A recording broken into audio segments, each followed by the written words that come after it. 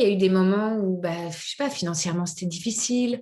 Mais en fait, ce qui est assez formidable, c'est que à chaque fois que ça a été difficile, eh bien, à chaque fois, juste derrière, tu as une bonne nouvelle. Et ça, c'est très vrai, mais pas que dans l'association, c'est souvent vrai dans la vie. Il faut juste le voir. Et c'est là-dessus que tu rebondis. C'est-à-dire, c'est à toi de souligner le truc qui va pas bien ou le truc qui va bien. Et en fait, j'adore ce truc, les cadeaux mal emballés de la vie, parce que finalement, on grandit avec tout ça. Enfin, c'est pas moi je ne veux pas faire la philosophe de bas étage, mais voilà, j'ai beaucoup grandi, j'ai beaucoup appris. J'ai la chance d'être sur une cause absolument merveilleuse parce que c'est une cause d'avenir. C'est l'avenir de notre pays qu'on prépare quand on s'occupe des enfants. Que ces enfants-là, je dis souvent, si aujourd'hui c'est les plus petits, les plus fragiles, c'est aussi nos adultes de demain. Et donc, il faut mettre le paquet, en fait. Bienvenue sur Pourquoi pas moi. Je suis Charlotte Desrosiers-Natral, la fondatrice de Pourquoi pas moi, l'auteure de Et si je changeais de métier et la créatrice d'un bilan de compétences nouvelle génération. Trouvez ma mission de vie et écoutez ma petite voix. Finançable à 100% avec votre CPF. Grâce à des témoignages sans coupe, découvrez les véritables coulisses de ceux qui ont écouté leur petite voix. Pourquoi pas moi, le podcast qui t'invite à écouter ta petite voix. Avant de vous parler de Charlotte, mon invitée du jour, je voulais partager avec vous une très grande nouvelle, une très belle nouvelle. J'ai été sélectionnée pour faire un TEDx. C'était un rêve que j'avais depuis quelque temps. Vendredi 6 mai, je serai donc sur scène. Le titre de ce TEDx sera « Je n'ai plus peur du dimanche soir ». J'ai hâte de vous le faire écouter. En attendant, j'ai encore un gros travail de préparation, car même si c'est un rêve, c'est une belle sortie de zone de confort. 18 minutes sans notes, c'est un petit challenge. Allez, passons à Charlotte. Je me sens chanceuse de rencontrer des personnes aussi exceptionnelles qu'elle. Charlotte est belle, rayonnante, à sa place. Pendant ses études, on peut dire qu'elle s'est cherchée. Elle a commencé sa vie professionnelle en tant qu'attachée parlementaire, puis comme marketing manager. Alors qu'elle accouche de son deuxième enfant de façon prématurée, sa vie est chamboulée. Quand son fils a tout juste 9 mois, elle décide de créer la première association en France pour venir en aide aux familles d'enfants prématurés. Aujourd'hui, SOS Préma a 18 ans, 8 salariés et a déjà aidé des centaines de milliers de familles. Je ne vous en dis pas plus, je vous souhaite la bienvenue dans l'univers de Charlotte Bouvard. Bonjour Charlotte. Bonjour Charlotte. Est-ce que tu pourrais nous présenter l'objet qui te présente, s'il te plaît ? C'est un bracelet où il y a écrit Sky is the limit. Et c'est une phrase que mon père nous répétait quand on était petits. Voilà. Et elle veut dire quoi, du coup, pour toi, cette phrase ? Ça veut dire que tout est possible. Et que quand tu penses que tu es juste par rapport à toi et ce que tu es, en fait, tu peux tout faire. Donc, Sky is the limit, ça veut dire qu'il n'y a pas de limite. Tu peux aller loin, tu peux aller dans la direction que tu choisis. Mais c'est long à comprendre que pour ça, il faut se défaire de beaucoup de choses et qu'il faut écouter sa petite voix intérieure. À qui dis-tu ? Est-ce que tu pourrais nous raconter où est-ce que tu as grandi ? Alors, je suis née à Paris le 29 septembre 1972. Et puis, quand j'avais 8 mois, donc on habitait à côté de Notre-Dame. Et quand j'avais 8 mois, mon père a été élu en Bretagne, dans les terres familiales, dans le Morbihan. Et donc, nous sommes partis habiter en 73. Nous sommes partis habiter dans le Morbihan pendant 10 ans. D'accord. Et en 83, on est revenu. Il était toujours élu, mais il faisait plus d'allers-retours. Quand tu dis élu, qu'est-ce qu'il faisait du coup ? Il était député du D'accord. Morbihan pendant 39 ans. Donc, Ok. après avoir été résistant là-bas quand il avait 15 ans, pendant la guerre. Ah bah oui, parce que oui, du coup, ouais. Ah, génial. Hein.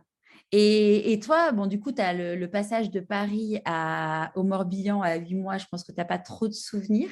Quel type d'enfance, du coup, tu as eu ? Alors, on était 5 enfants en 6 ans et demi. Donc, une Bravo, fratrie. maman. Ouais, voilà.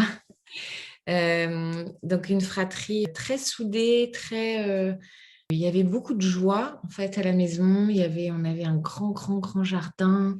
On avait un chien, on avait un jar, on avait voilà, on était une enfance à la campagne, dans un petit village dans les terres. Et puis voilà, avec la découverte d'autres voilà, de gens qui vous ressemblent pas forcément. Et quand on est enfant, c'est riche, riche, riche. Voilà. Donc une enfance chouette à Ouais. ramasser des sauterelles dans le parc. Voilà. Et à cette époque-là, tu te disais, oh, quand je serai grande, c'était quoi ton rêve? Alors, quand j'étais à cette époque-là, avant 10 ans, je ne sais pas, mais quand j'avais 12 ans, parce que donc on revient à Paris en 83, donc je vais avoir 10 ans. Non, pardon, je vais avoir 11 ans. Je rentre en sixième et je voulais être missionnaire. Voilà, je voulais rentrer dans les ordres. Pas pour rentrer dans les ordres, même si j'ai la foi, mais pour aider les autres. Donc, je me voyais au fin fond de l'Afrique à m'occuper des enfants. Voilà, j'ai toujours eu cette envie de m'occuper d'enfants. Alors, ça faisait rire mes frères et sœurs qui se moquaient de moi et j'étais très vexée parce que je ne comprenais pas qu'on se moque de moi alors que pour moi, c'était le plus beau métier du monde. T'es à quel niveau, du coup, dans la fratrie? Je suis la troisième. D'accord. Voilà, j'ai une sœur qui a 2 ans de plus que moi, un frère qui a 11 mois et demi de plus que moi, et après, j'ai 2 petits frères. Ouais, donc, du coup, la place du milieu, quand on a ce genre de rêve, en effet, tu avais les grands frères, grandes sœurs qui pouvaient en effet émettre un jugement. Voilà, donc en fait, c'était plutôt les 3 grands et les 2 petits. Ouais, Donc, ce que j'ai oublié de dire, c'est que j'ai été pensionnaire ok. la dernière année. Donc, quand j'étais en CM2, j'étais en pension à Rennes, donc à 75 km de la maison, avec mon grand frère et ma grande sœur. Donc ça a été déjà, ça a cassé un peu cette enfance de campagne dont je parlais. Voilà, parce que c'est un rythme très différent que d'aller à la petite école primaire à côté de la maison avec la 2 chevaux de ma maman. Voilà, donc cette dernière année est très différente. Et puis après, on revient à Paris. Et tu l'as Euh, vécu comment, le fait d'aller en pension? Parce que là, je vois, moi, CM2, c'est l'âge de mon fils. C'est à la fois, il se prend pour un caïd, mais à la fois, c'est encore un bébé. ouais.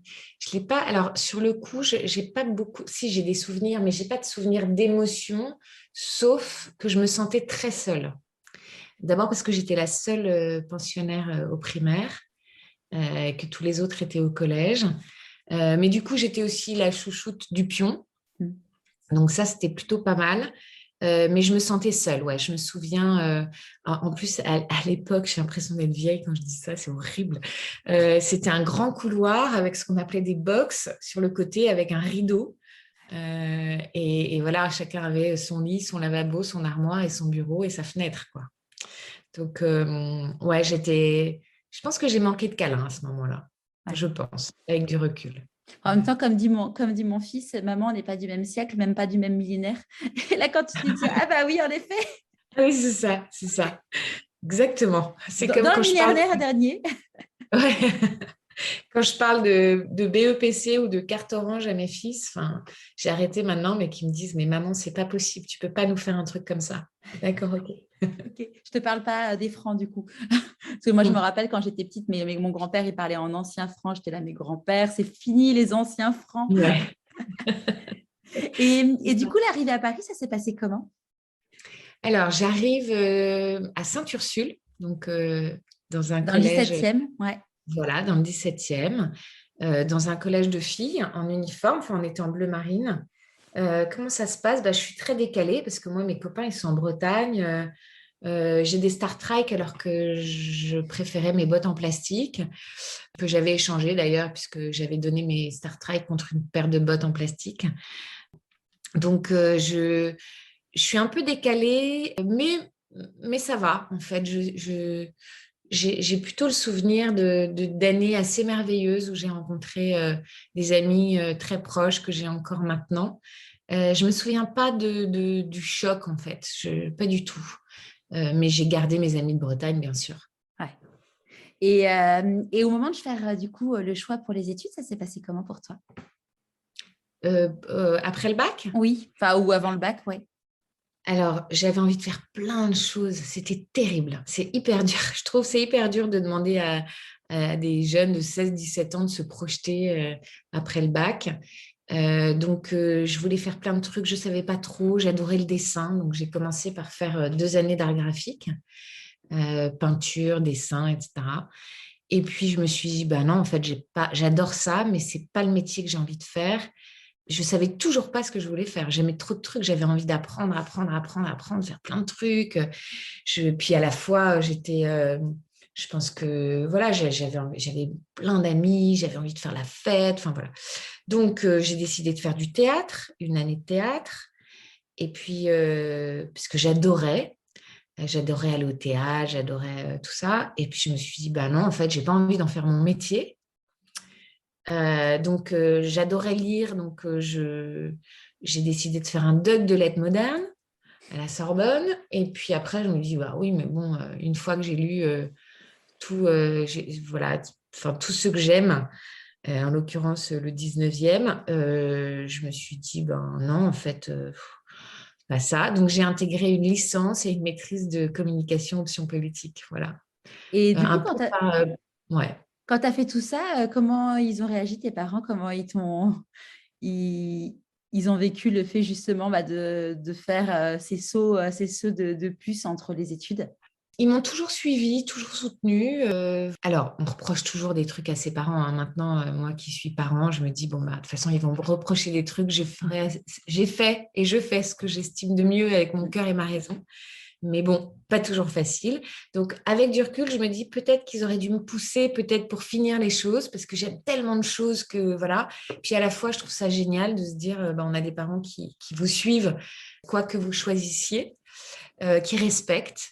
Et puis surtout qui respectent le temps. C'est-à-dire que je pense que chacun a son temps. La psy avec qui je bosse parle de temporalité. Et dans ma temporalité, je n'étais pas prête encore à choisir, à être sur des rails qui allaient m'emmener sur un truc hyper figé. Donc voilà. Puis après, si j'ai intégré l'école de communication, c'est que c'était large. C'est comme les écoles de commerce, ça ouvre à plein de choses. On peut faire plein de choses. Et au moins, on a un diplôme en poche. Voilà. Et là, du coup, tu as choisi la politique en rapport avec ce que tu avais vu avec ton papa? Je pense que quelque part, oui, je pense que de toute façon, maintenant, quand j'ai essayé de faire un lien, hein, parce qu'après j'ai fait un CV, etc., le lien, c'était la communication par le dessin, par l'oral, par l'écrit. Enfin voilà, c'est la relation à l'autre, en fait. Parce que finalement, la vie, c'est une succession de rencontres. À moins d'habiter dans un tonneau comme Diogène, voilà, je pense que la vie, c'est que ça, c'est que l'interaction avec l'autre. Voilà, la communication. Alors, je sais plus, excuse-moi, je sais plus ta question de départ. Savoir si ça avait un lien avec ce que tu avais vu avec ton papa, le fait de Oui, te spécialiser. oui, je pense, parce qu'en fait, quand on m'a demandé de choisir une option, je me suis dit, c'est intéressant. Et puis, j'avais cette espèce d'engagement pour mon pays, qui d'ailleurs est très flagrant aujourd'hui, mais qui coulait dans mes veines, je pense. Voilà. Je pense que puis ça m'intéressait au niveau comprendre le fonctionnement de tout ça. Je trouvais que c'était assez intéressant. D'aller voir les coulisses. Voilà, Ouais. exactement. Et donc là, du coup, quand tu commences à travailler, qu'est-ce que tu cherches comme type de job? Alors au début, je savais pas trop. Je terminais mon mémoire, il fallait que je fasse un mémoire, et donc j'avais fait un mémoire sur la scientologie, qui s'appelait la communication au service de la non-communication, puisque quand on regarde, au début c'était les sectes, et puis après je suis allée vraiment sur la scientologie. Quand on regarde tout ça de près, en fait, on se rend compte qu'ils communiquent pour vous attraper dans les filets, et puis à la fin, vous n'avez plus le droit de dire, vous n'avez plus de parler, de penser, etc. Et donc, je trouvais ça assez intéressant, cette façon de faire, d'étudier et voilà, moi, la chose la plus importante dans ma vie et dans mes relations, c'est la liberté. Et je trouve qu'on acquiert durement cette liberté au fil des années. Et donc, ça m'intriguait beaucoup que les gens qui se sentent libres à la base ne le sont plus du tout parce qu'ils ont choisi quelque chose qui, soi-disant, devait les aider. Et en fait, au lieu de les aider, ça les emprisonne. Donc, je fais ce mémoire, je travaille voilà, j'y mets toute mon énergie. Et puis, en même temps, mon père, donc, qui était toujours député, me dit, écoute, j'ai mon assistante parlementaire en Bretagne, mais j'ai besoin de quelqu'un à temps partiel à Paris. Est-ce que pendant que tu prépares ton mémoire, est-ce que tu pourrais m'aider? Parce que à l'époque, il était sur des dossiers assez sensibles. Et donc, il faisait partie de la commission des affaires étrangères et donc, il avait besoin d'être en confiance. Et donc, c'est comme ça que j'ai commencé à bosser pour lui. Et voilà, donc ça m'a mis le pied à l'étrier, ça m'a permis de voir encore les coulisses, les rouages. C'était assez intéressant comme expérience. Et puis voilà, puis après, j'ai changé au bout de 3 ans. J'ai changé et je suis partie dans le marketing. Donc, j'étais marketing manager dans une société de conseil en management, ouais, une société Et, anglaise. et avant de parler de ce job de marketing manager, ça fait quoi de travailler pour son papa? C'est très étrange, à la fois c'est à la fois fluide et à la fois c'est difficile de trouver ses marques parce que voilà, mon père était quelqu'un de très exigeant envers lui-même, envers les autres. Et du coup, je pense que je suis pareille. Et du coup, j'essayais de bien faire tout en ayant mon âge et en ayant mon peu d'expérience. Mais il m'a aidée et voilà. Et donc, ça s'est bien passé. Et pourquoi, du coup, tu es partie sur un job qui n'avait rien à voir?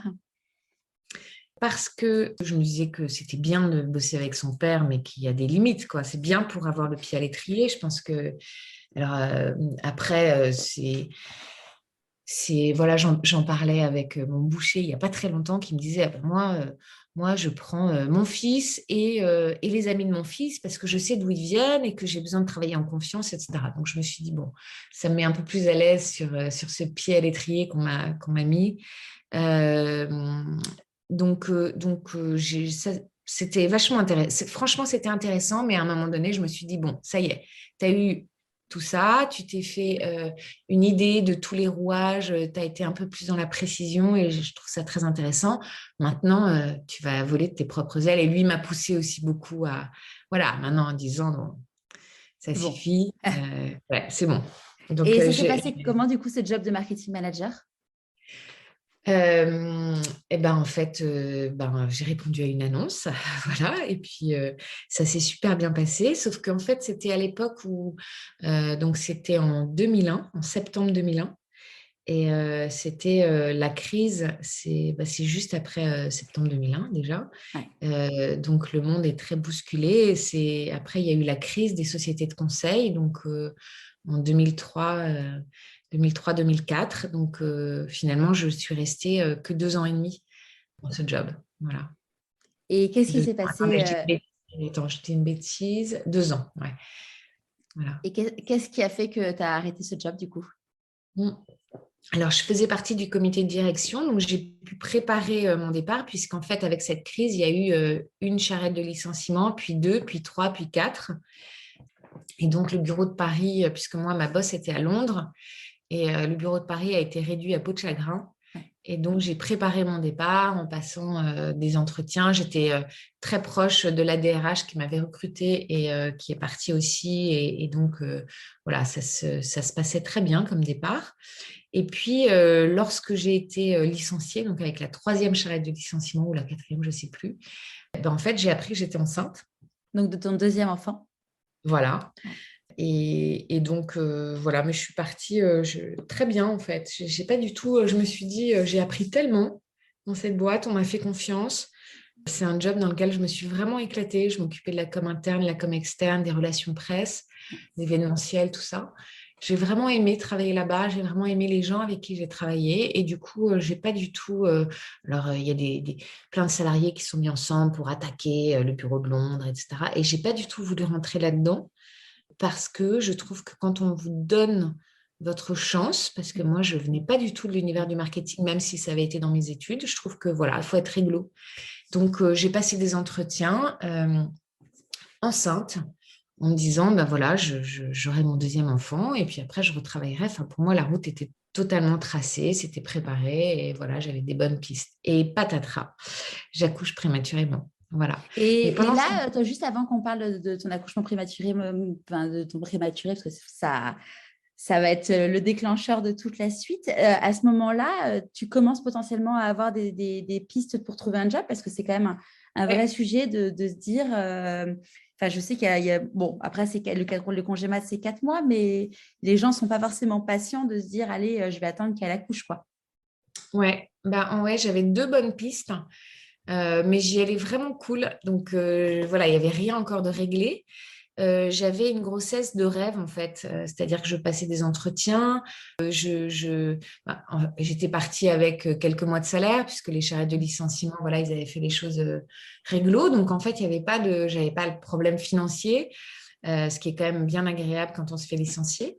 Et puis j'avais un profil qui me plaisait parce qu'un profil assez généraliste et à la fois assez pointu dans ce que je passais comme entretien et ça s'est bien passé. Et pendant ma grossesse, je me suis dit, tiens, tu vas faire tout ce que tu n'as jamais le temps de faire. Donc en plus, j'avais ma nounou à la maison, je n'allais pas la licencier puisque j'en avais un deuxième qui arrivait. Donc j'avais du temps. Donc j'ai fait des cours de dessin, des cours de peinture, des cours de cuisine.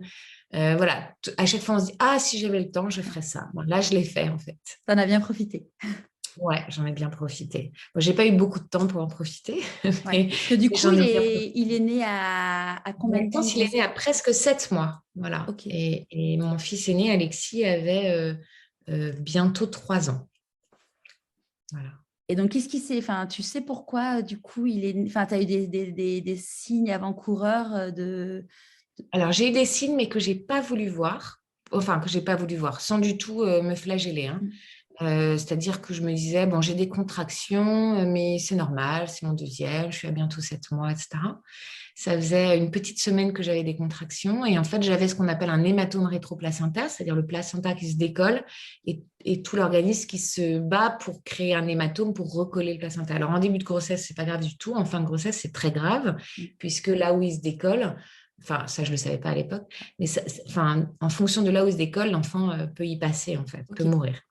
Donc voilà, et puis donc je me suis réveillée un vendredi matin en hémorragie et en fait j'ai fait ce qu'il fallait pas faire, c'est-à-dire je suis allée, d'abord je suis allée prendre une douche, je me suis dit, ah, t'en as trop fait.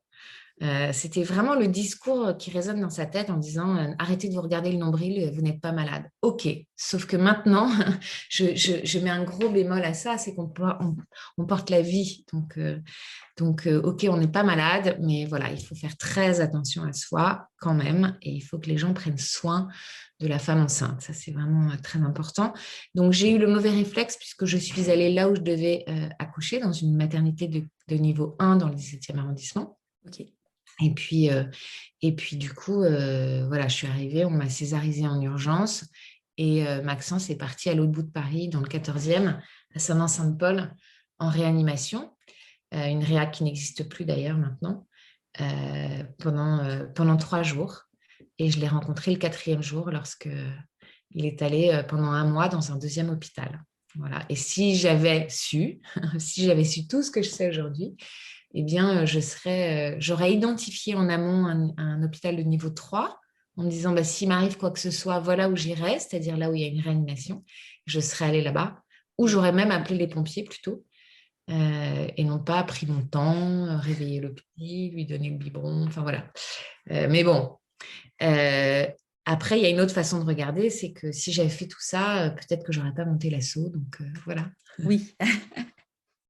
Et donc là, du coup, tu rencontres ton petit bonhomme à 4 jours. Il est hospitalisé du coup pendant un petit bout de temps parce que quand c'est des prémas, Ouais, tu le ramènes à la exact. maison, vous le Un ramenez à mois la dans le maison. deuxième hôpital. Ouais, il Un reste un mois. mois dans le deuxième hôpital. En fait, il sort de réa le 3e jour. Et le 3e jour, on me dit, donc moi j'avais été césarisée, donc j'étais pas hyper agile, on va dire, dans mes mouvements. On me dit, bah, il y a un SAMU qui va venir vous chercher pour aller voir votre bébé, pour rencontrer votre bébé. Donc, je m'habille très difficilement. Je me rappelle, il faisait hyper froid, donc j'avais des bottines avec une fermeture éclair. Je me rappelle parce que je me revois alors que ça a fait 18 ans en janvier. Il est né en janvier 2004. Et donc, je me revois en train d'essayer de mettre mes, comment on dit, mes fermetures éclairs en me baissant. Voilà, j'avais super mal et je me disais, mais c'est pas grave, tu vas rencontrer ton bébé. Et en fait, le SAMU m'a oubliée. Et donc, je suis restée 4 heures comme ça ou 3 heures sur le lit en attendant. Et donc, voilà, je ne l'ai rencontré que le 4e jour. Je donne ce détail parce que j'y reviendrai, mais parce que on ne peut plus avoir des choses comme ça. C'est plus possible. Voilà, en France, de se dire que la priorité n'est pas de réunir les parents et l'enfant, c'est plus possible. Voilà. Ouais, c'est Donc, clair. Ouais. le Après, je vois quatrième aujourd'hui, jour. on parle tellement du pot à pot, de tout ça. Enfin, on explique tellement à quel point c'est important pour. Ouais, que. Enfin, moi, je sais que pour mes 2 enfants, on a passé, je sais plus quoi, 1 heure, 2 heures suite à la naissance en pot à pot, quoi. Et tu dis, enfin, surtout dans les césariennes d'urgence où ces petits bouts de chou, ils ont été perturbés aussi, quoi. Ouais, non, mais c'est essentiel. Ne pas séparer, en fait. Mm. Il faut, nous, on a le hashtag zéro séparation. Il faut absolument que ça soit une priorité parce que quand on regarde un parcours de maternité et de naissance, en fait, c'est jonché de ruptures.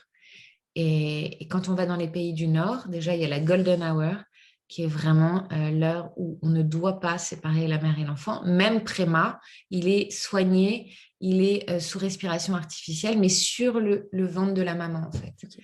Donc, à moins d'être dans des cas hyper graves, mais voilà, là, on essaye vraiment de préserver au maximum le lien parent-enfant.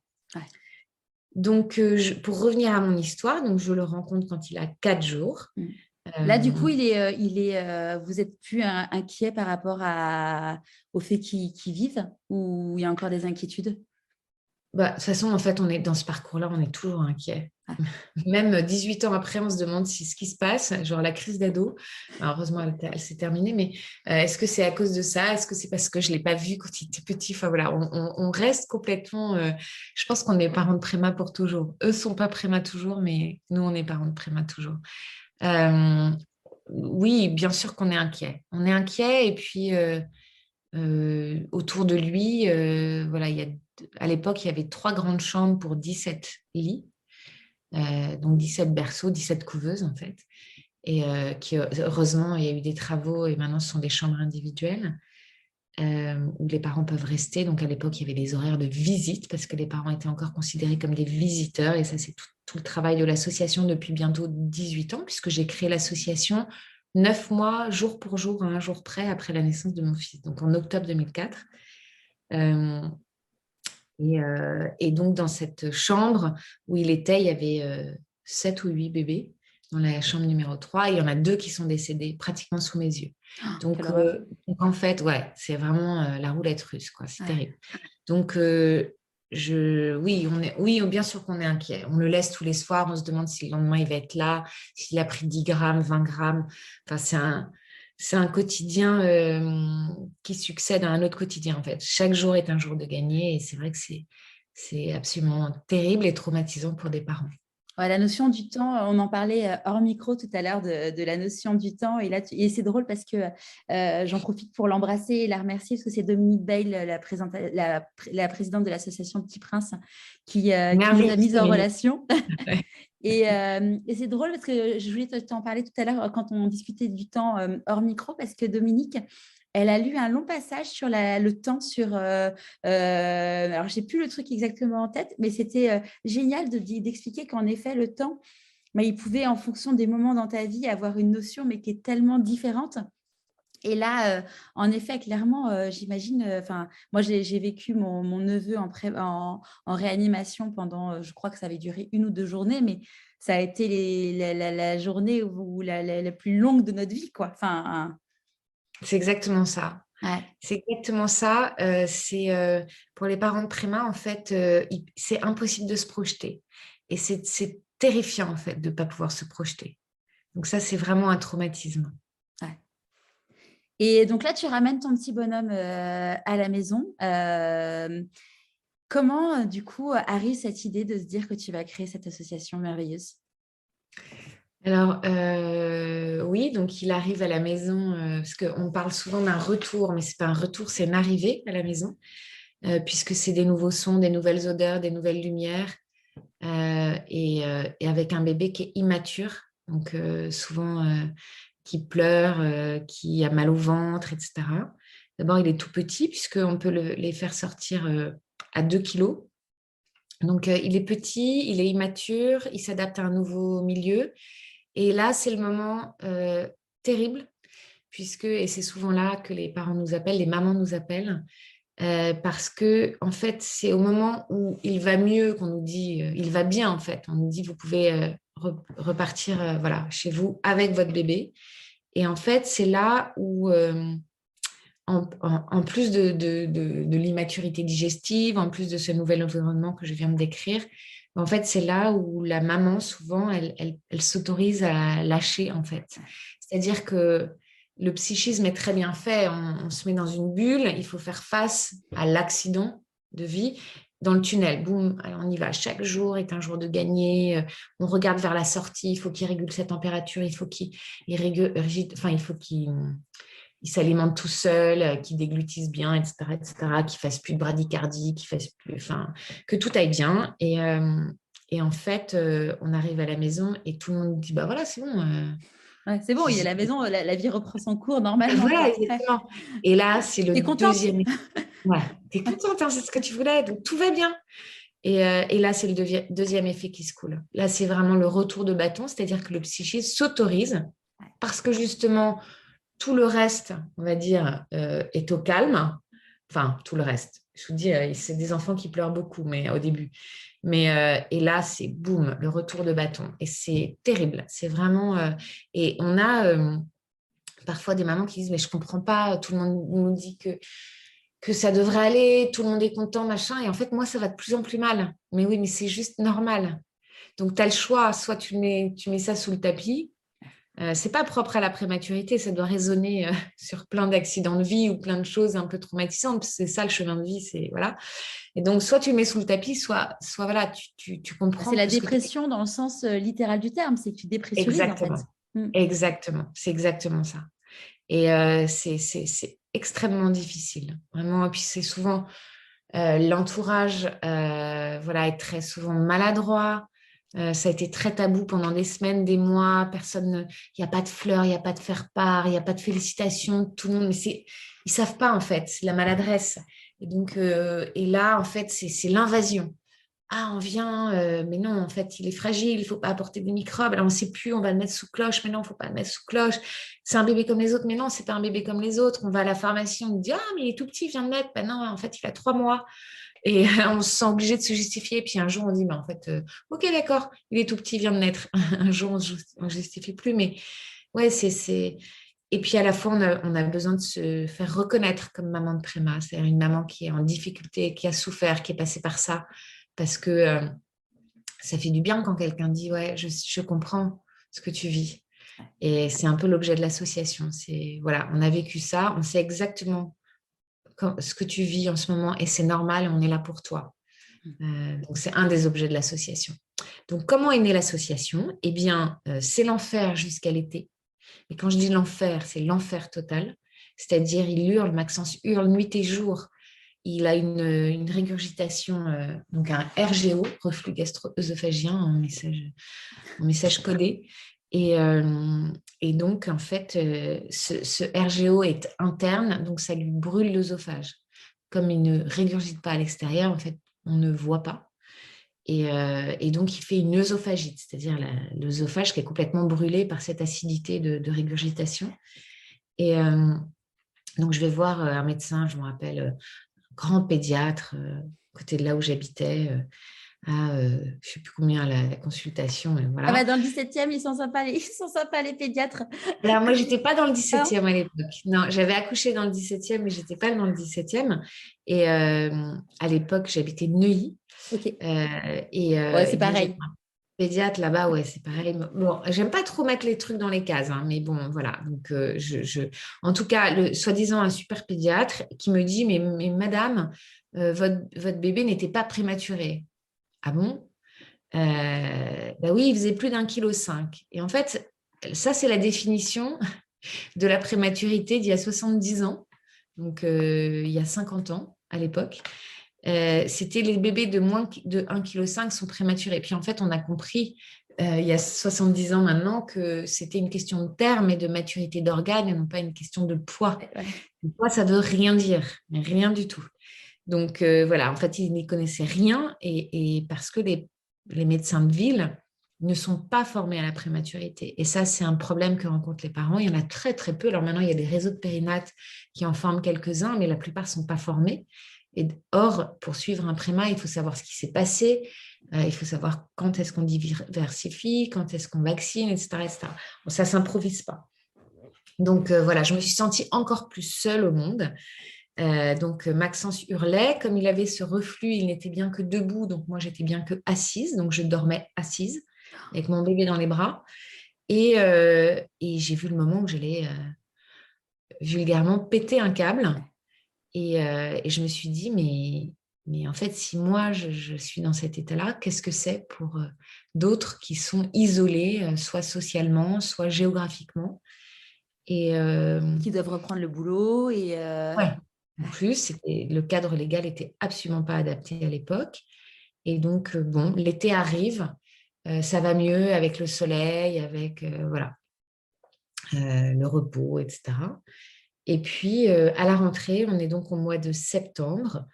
Je suis à la terrasse avenue Charles de Gaulle à Neuilly, je me rappelle, avec une copine. Je suis à la terrasse d'un resto et j'entends la voix qui me transporte quelques mois en arrière, la voix de Aïcha, qui était la responsable des puéricultrices qui avait accueilli mon fils et qui m'avait accueilli lorsque je l'ai rencontré.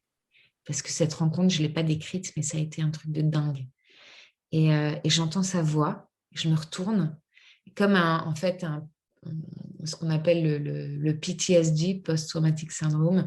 Boum, tout d'un coup, je me remets là, ça y est, je suis dans l'univers de la néonate avec les bips. Ça y est, ça clique dans mes oreilles. Et là, je me précipite vers elle. Elle me dit, ah, la maman de Maxence, comment allez-vous? Je dis, je vais bien. Comment ça s'est passé quand il est arrivé à la maison? Je dis, ça a été l'horreur. Ah bon, mais pourquoi vous ne nous avez pas appelé? Et j'ai dit, mais j'ai même pas pensé en fait. J'étais tellement dans le tunnel, j'étais tellement dans la mouise, j'ai même pas pensé à vous appeler. Et, euh, et, donc, euh, et donc voilà. Et elle me dit, ah ouais, et puis en plus, il n'y a pas d'association. Et là, ça a fait gling. Parce qu'en fait, les changements de vie dont tu parles qui est l'objet de ton podcast, ben en fait, c'est souvent un déclic. Ça n'arrive jamais sur un terrain vierge.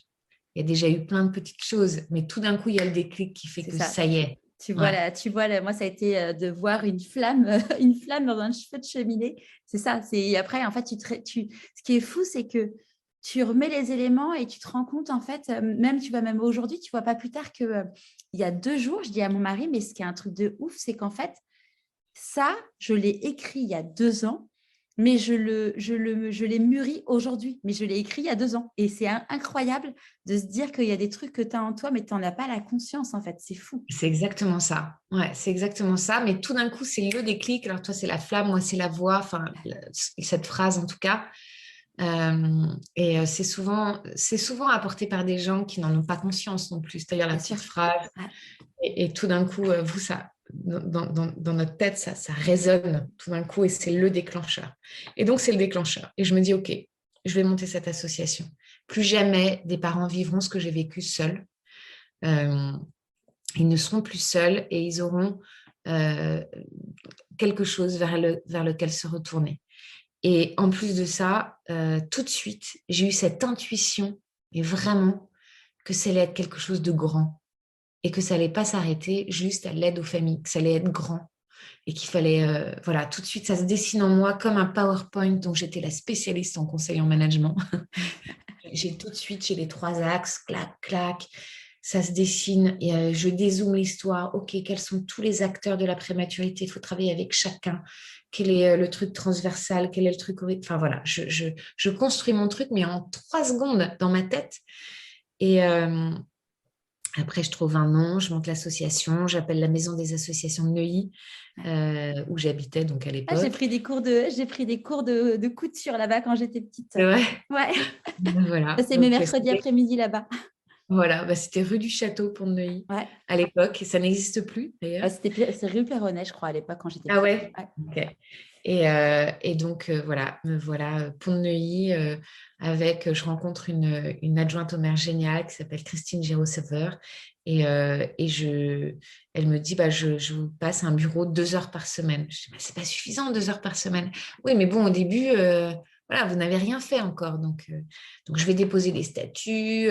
Et en fait, on ne peut pas monter une association tout seul. Donc, je demande à ma voisine de couveuse, qui s'appelle Caroline. Je lui dis, est-ce que tu veux bien monter l'asso avec moi? Elle me dit, écoute, oui, mais moi j'ai tellement de boulot, je pourrais jamais rien faire. Je dis, non, mais c'est pas grave. Juste au moins sur les statuts, il faut qu'on soit deux. Elle me dit, mais bien sûr, voilà, on est toujours en contact d'ailleurs. Elle habite à l'étranger, mais elle est en Asie. Et voilà, donc c'est parti. Voilà, la grande aventure. Quand du coup tu as cette idée, ton mari, ton entourage, comment ils réagissent? Alors, mon ex-mari euh, me regarde un peu comment dirais-je, peut-être un peu du coin de l'œil, l'air de dire oui, oui, bien sûr. Et puis mon entourage, alors il y a eu ceux qui m'ont soutenu et puis il y en a eu d'autres qui ont, par bienveillance, qui m'ont dit, mais ça va pas, non, mais ça va pas, tu vas sauver le monde. Tu as 31 ans, tu es une jeune cadre dynamique, tu gagnes super bien ta vie, qu'est-ce que tu vas aller faire, aller sauver les autres. Mais n'importe quoi. Et en fait, bah, si je les avais écoutés, j'aurais rien fait. Donc, ne jamais écouter ceux qui essayent de vous dissuader quand vous avez l'intime conviction que c'est votre chemin et que vous allez tout faire pour y arriver. Donc, c'est un conseil que j'ai déjà donné à plusieurs personnes parce qu'il faut y aller, quoi. Sinon, on a trop de regrets. Et voilà. Donc, je n'ai même pas pensé à ne pas y aller, hein. Je me suis dit, mais en fait, ils ne me connaissent pas. Ils n'ont pas compris ce que j'allais faire. C'est n'importe quoi. Voilà, alors je sais pas si c'est de l'inconscience ou voilà, donc je pars dans cette aventure, mais à toute balle, hein. Franchement, j'y vais, mais comme une dingue. J'y passe mes nuits, mes journées, je fais du PowerPoint. J'ai un ami, 2 amis, 3 amis qui m'aident en disant, OK, alors j'ai réfléchi, la vision globale, c'est quoi? Enfin voilà. Donc c'est super, c'est le début part super bien. Voilà. Et là, à ce moment-là, parce qu'une association, il y a toujours la problématique de savoir comment tu vis, en fait, quand tu es président d'asso. Comment tu as pu gérer ce sujet-là? Alors, très bonne question parce qu'en fait, j'ai donné la présidence au bout d'1 an et demi. C'est-à-dire, je me suis dit, je me donne 1 an et demi de bénévolat, au-delà desquels, ben, avec Pôle emploi, en fait, je ne Oui. pourrais pas aller. Et puis, au bout d'1 an et demi, il faut que je gagne au moins la moitié de ce que je gagnais avant parce que c'est ce dont j'ai besoin. Donc, en fait, je me fais un plan comme ça. Et je me dis, en fait, il faut que je gagne que la moitié parce qu'il faut d'abord que je recrute parce que j'ai vraiment cette vision de l'association qui doit être créée, montée, dirigée comme une entreprise. C'est-à-dire, on ne peut pas tout demander à des bénévoles. Les bénévoles, c'est un plus, c'est génial. Alors, en l'occurrence, à l'asso, c'est la force du terrain. Mais en revanche, si on veut que ça soit carré et pérenne, il faut des salariés. Donc, au bout d'1 an et demi, je demande à quelqu'un que j'avais rencontré, euh, qui est maman de Préma, une fille extraordinaire, d'être la présidente. Et donc, en 2006, Sophie Villemino devient présidente de l'association et je deviens directrice salariée de l'association. La première personne que j'ai recrutée, c'est la psychologue, qui était pareil, 1 an et demi de bénévolat, puisque je l'ai rencontrée tout de suite. Je l'ai rencontrée en janvier 2005. Et au bout d'1 an et demi, elle commence à être payée par l'association. Pareil, tout petit, petit. Et puis petit à petit, voilà, ça grandit, on grandit l'équipe. Et ça a vraiment été une volonté de départ de structurer ça correctement. Ouais. Et donc, pour ceux qui se posent la question, une association, donc tu vis grâce à des donateurs, grâce à des subventions? Alors non, pas du tout les Non? subventions. Parce que pour ceux qui se posent la question, en effet, l'État, moi je me suis dit, l'État ne peut pas tout faire. Et puis le temps d'avoir une subvention, il faut déjà avoir un peu roulé sa bosse et avoir des choses à montrer. Moi, j'ai rien à montrer. J'ai que mon expérience. Euh, donc, comment je m'y prends? Alors, d'abord, il y a un truc en France qu'il faut savoir, c'est que quand on a des articles dans la presse, on est légitime, ce qui est complètement faux, mais c'est comme ça. Donc, je demande à ma sœur qui a une boîte de relations presse qui s'appelle Pressario.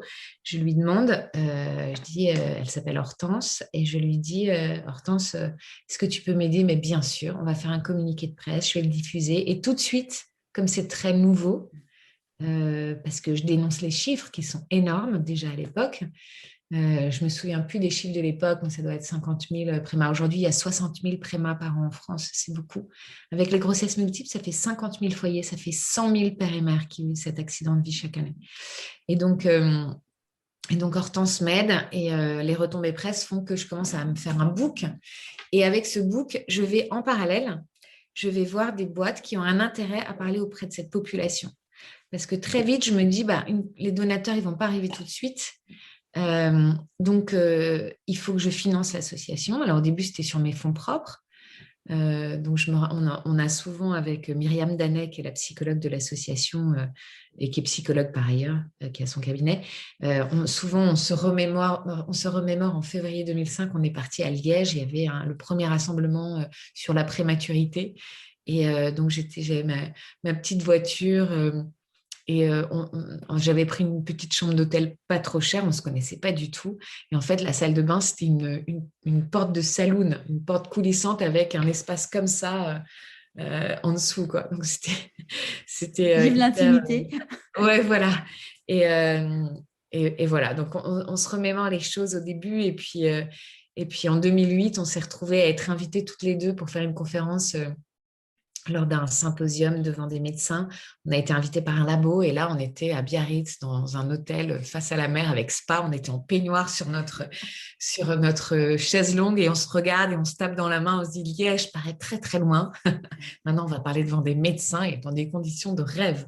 Donc voilà, donc on est très, en fait, on prend la vie comme en fait, chaque événement de cette association a été comme un cadeau, même dans les mauvais moments. Avec du recul, c'est un cadeau, mais ça, je pourrais y revenir. Donc, c'est une grande aventure solidaire et tout de suite l'impression d'être là au bon endroit et avec beaucoup de signes. Je me rends compte que les signes, je les ai eus. Tu parlais de signes aussi tout à l'heure, mais les signes, on les a en fait. Il faut juste les voir. Par exemple, on me prend pour une folle quand je dis ça, mais je te jure que c'est vrai. Dès le début, alors, à l'époque, c'est encore la vieille qui parle, on n'avait pas de GPS et tout ça. Et donc, j'avais un plan de Paris, c'était un grand plan noir écrit en bleu. Les Parisiens connaissent ce grand plan. J'ai aucun sens d'orientation. Pour moi, c'est horrible. Et donc, je tournais mon plan dans tous les sens. J'avais des rendez-vous donc, chez des sponsors potentiels en grande banlieue et je me perds dans ces trucs. C'est horrible. Et en fait, à chaque fois, dans mes rendez-vous à Paris ou loin, à chaque fois, je trouve une place devant. Et c'est un truc de fou. Et encore aujourd'hui, comme si on me disait, vas-y, t'es sur le bon chemin, tapis rouge, vas-y. Parce que c'est un truc solidaire, c'est un chemin solidaire. Et donc voilà, donc plein de petits signes comme ça, j'en passe évidemment des trucs de dingue. Pour revenir, tu vois, je suis intarissable, hein, je peux partir dans tous les sens, surtout quand je me remémore les débuts. Donc au début, j'ai un bureau de 2 heures par semaine à la Maison des Associations et puis une demi-journée par semaine. Et alors maintenant, je peux l'avouer, il y avait un standard. Je n'avais pas de numéro fixe à l'époque. Et dans les relations presse, je mets le numéro du standard avec demander l'association SOS Préma. Et je faisais appeler mes amis, en fait, pour montrer au standard qu'il y avait un vrai besoin. Donc, ils appelaient, ils disaient c'est bon, j'ai pleuré au standard, c'est bon, tu as comptabilisé, ouais, c'est bon, ça fait 5 en 2 heures, c'est bien. Parce que je savais que ça allait marcher, mais au début, personne ne connaissait. J'avais quelques vrais appels, mais pas autant que ce qu'il y avait. Et donc, après, j'ai eu un bureau tous les matins. Et après, un bureau à temps plein. Et ensuite, 2 bureaux. Et à partir du moment où j'avais un bureau à temps plein, j'avais le droit d'avoir une ligne. Et donc, voilà. Donc, tout de suite, j'ai pris... très rapidement, j'ai pris un 0800 pour que ça soit gratuit pour les familles. Et parce que pour moi, c'était une donnée de départ. Je voulais absolument que lorsque les familles vivent cet accident de vie, eh bien, ça soit totalement gratuit et qu'il n'y ait pas de conditions de ressources. Voilà. Tu m'étonnes. Et ça, c'est un bon conseil qu'on peut donner aux personnes qui veulent se lancer du coup dans des associations. Moi, c'est vrai que c'est marrant que tu me parles aujourd'hui de la maison des associations parce que ce week-end, je faisais mes rideaux avec ma machine à coudre et je me remémorais ces cours de couture que je prenais avec une de mes meilleures amies à l'époque. Et petite parenthèse, je me disais justement que je voulais faire un post Instagram pour dire aux gens, rappelez-vous le type de cours que vous faisiez quand vous étiez jeune, parce que, en tout cas, si c'était vous qui les aviez choisis et pas vos parents, ça en dit beaucoup sur ce que vous aimez faire et qui vous êtes, et parce que la vie continue et parfois on a un peu tendance à oublier ces petits trucs. Et oui, le conseil, c'est de dire, en effet, renseignez-vous si dans votre ville, il n'y a pas une maison des associations pour se dire que si vous voulez pas faire ça depuis chez vous, de pouvoir le faire en effet avec un bureau. Et c'est top parce qu'on ne sait pas forcément que ça existe. Ouais. Ouais, et puis même, c'est intéressant, je trouve personnellement, de se pencher sur ce qui existe dans sa ville. Ça, j'en ai pris conscience lorsqu'on reçoit des quêtes de mariage. Ça arrive parfois. J'ai Ah, trouvé que c'était génial. Je hyper. savais même pas que Ouais, c'était… ouais. On reçoit aussi des quêtes d'enterrement. Et en fait, les quêtes de mariage, j'ai trouvé ça très intéressant comme démarche parce qu'en fait, c'est le maire du village qui dit, ou de la ville, qui dit, voilà, vous les jeunes mariés, vous êtes dans un moment le plus rose de votre vie. Eh bien, en fait, ça ne sera pas toujours comme ça. Et il y a des gens qui vivent des choses. Donc, en fait, on va faire une quête.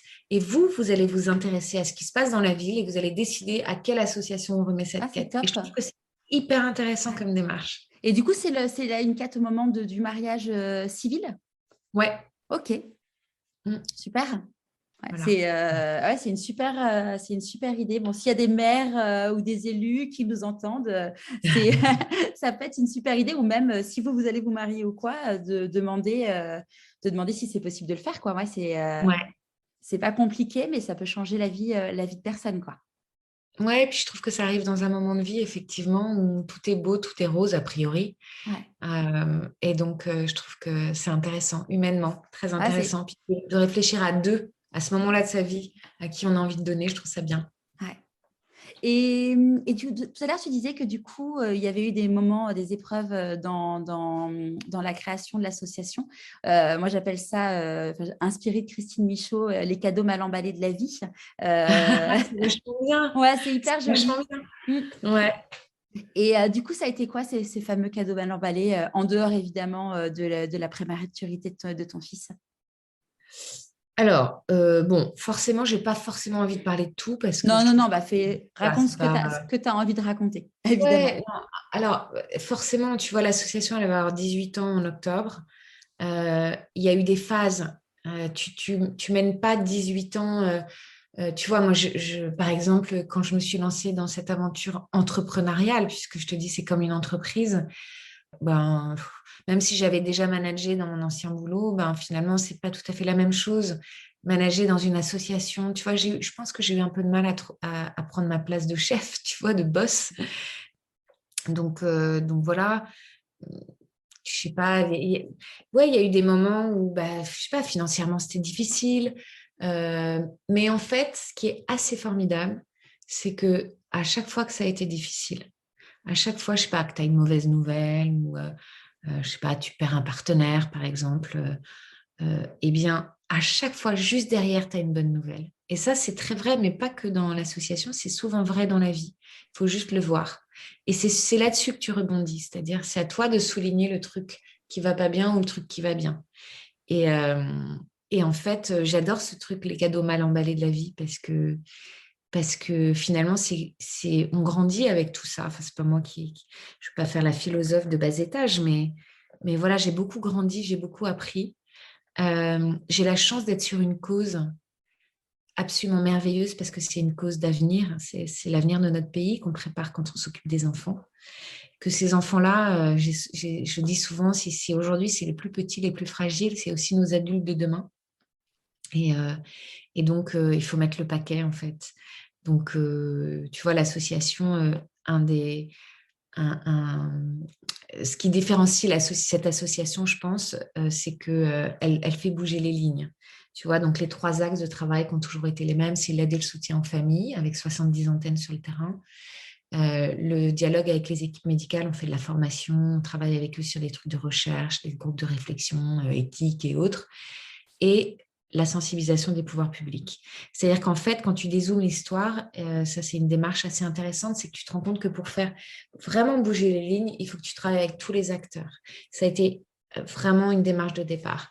Moi, mon job dans l'association, en plus de gérer l'association, c'est le lobbying, c'est-à-dire faire bouger les lois, les réglementations. Et donc, forcément, bah, ça n'a pas toujours été facile, tu vois.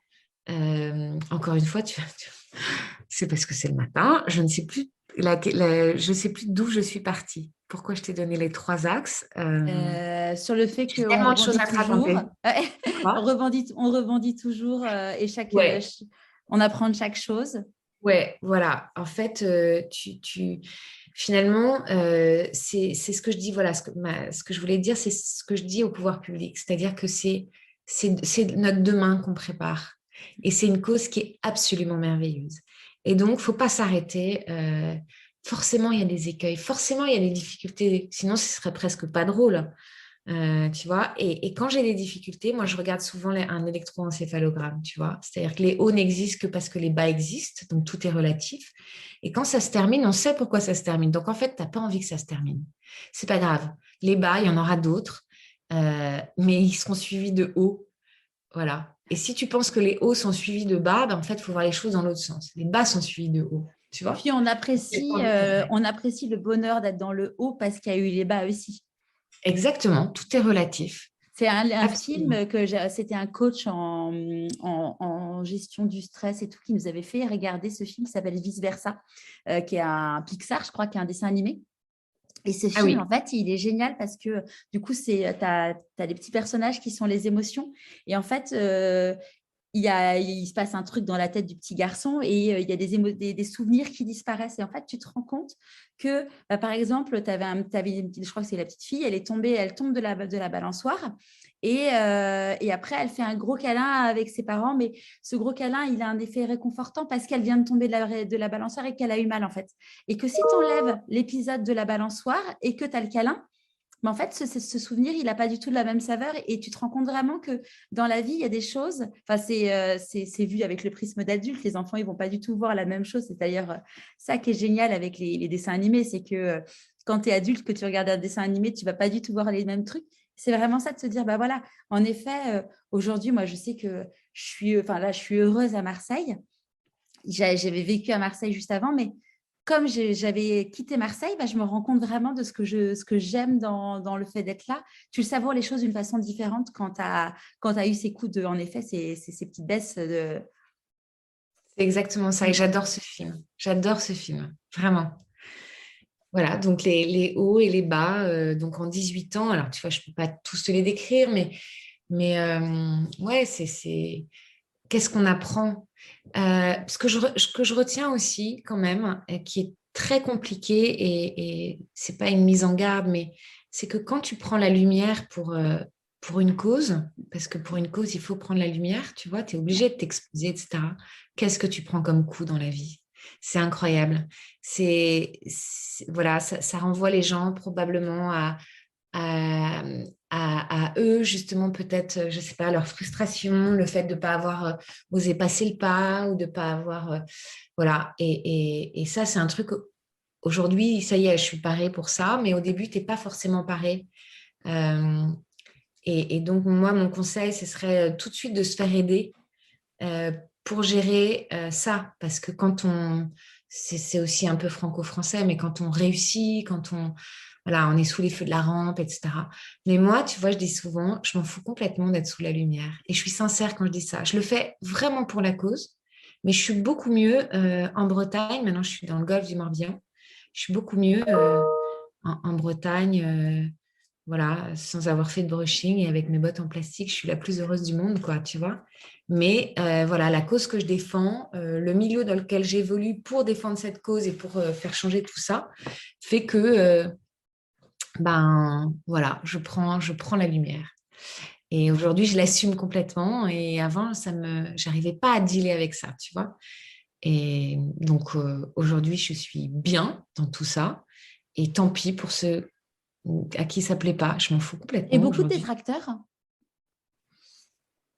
Euh, Beaucoup, non. En fait, c'est toujours la même chose. Tu retiens. Ces détracteurs, finalement, au bout d'un moment, c'est comme les personnes toxiques dans ta vie. Tu les as écartés, tu vois. Et puis, tu les vois venir. Donc, mais au début, tu penses que parce que tu fais quelque chose de bien, tu vas forcément avoir l'adhésion de tous. Eh ben, pas du tout, mais pas du tout.